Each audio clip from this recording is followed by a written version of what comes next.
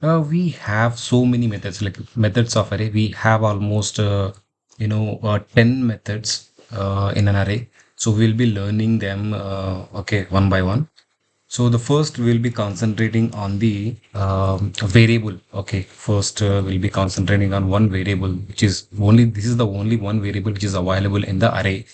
Uh, okay, so length, length. Length. So this is the only variable we have. Okay, so length is a final variable actually. So it is a final variable, and it is used to identify the size of the array. So why we are using this length is to identify the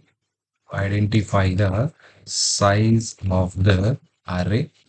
Okay, okay. So let's see an example on this.